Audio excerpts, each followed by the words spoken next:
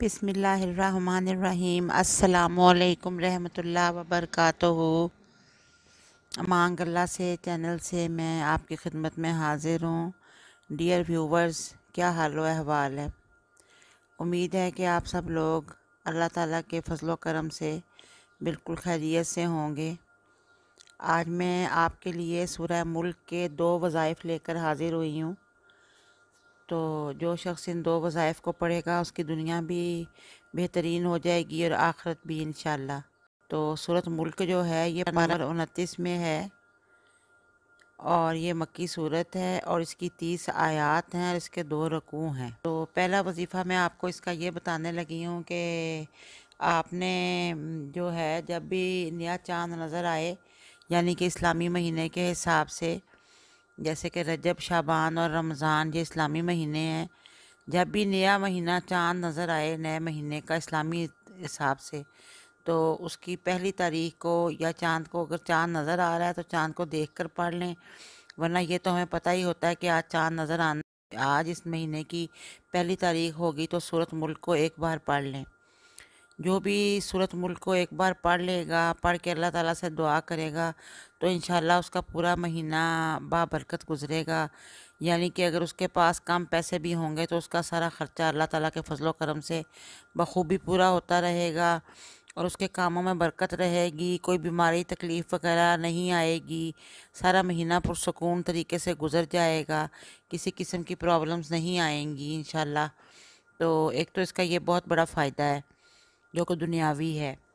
تو اس سے قبل کہ میں آپ کو دوسرا وظیفہ بتاؤں، پلیز آپ میرے چینل کو سبسکرائب کر دیں۔ اگر میری ویڈیوز آپ کو اچھی لگتی ہیں تو پلیز میری ویڈیو کو لائک کر دیں اور بیل آئیکن کا بٹن بھی پریس کر دیں تاکہ آئندہ میری آنے والی نوٹیفیکیشنز آپ کو ملتی رہیں۔ تو ابھی میں آپ کو دوسرا وظیفہ بھی بتاتی ہوں۔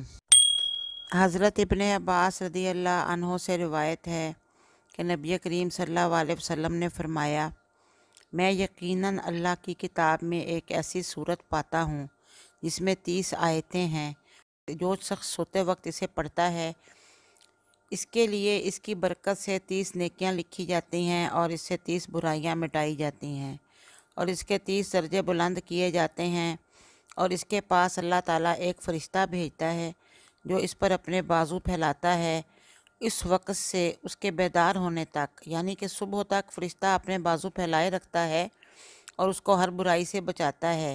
یہ صورت مجادلہ ہے، یا جو اپنی نگہداشت کرنے والے کے دفاع میں جنگ کرے گی۔ اس کی پہلی آیت ہے، تبارک الذی بیدہ الملک وہو علی کل شیء قدیر۔ اس کی پہلی آیت یہ ہے۔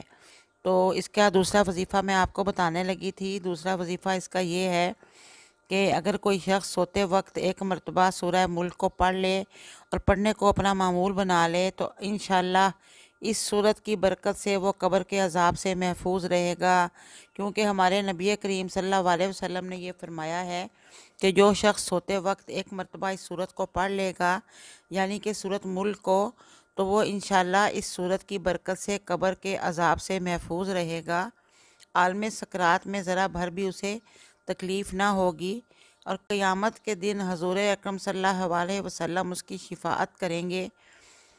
دیکھیے، اس سے عذاب قبر ٹل جائے گا۔ یہ کتنی بڑی اس صورت کی فضیلت ہے۔ ایک دن مر کے سب نے اللہ تعالیٰ کے سامنے جانا ہے اور اللہ تعالیٰ ہم سب کو قبر کے عذاب سے بچائے اور قبر کے حالات صحیح کرے اور ہمارے گناہوں کو بخش دے۔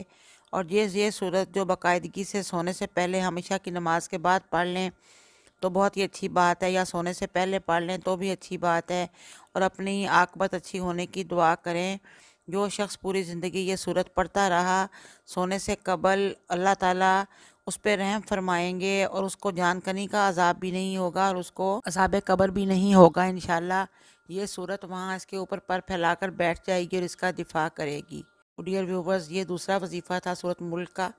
پہلا تو میں نے آپ کو بتایا تھا وہ دنیاوی فائدہ تھا کہ اگر جب بھی نیا چاند نظر آئے تو دیکھ کر پڑھ لیں ایک دفعہ اس پہلی تاریخ کو، تو پورا مہینہ پرسکون گزرے گا۔ وہ دنیاوی حساب سے تھا وظیفہ۔